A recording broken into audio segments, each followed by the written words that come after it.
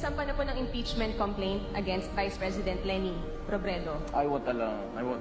Do you think, sir, may basehan po para ma-impeach nga po siya? What are your thoughts po? Look, we just had an election. Guys, lay off. Let's stop it. Can do other things, but do not tinker with the structure of government. I will not countenance it. Elected yung tao. So, why do you have to sit just because he keeps on harping on me? Yeah, this is a democracy.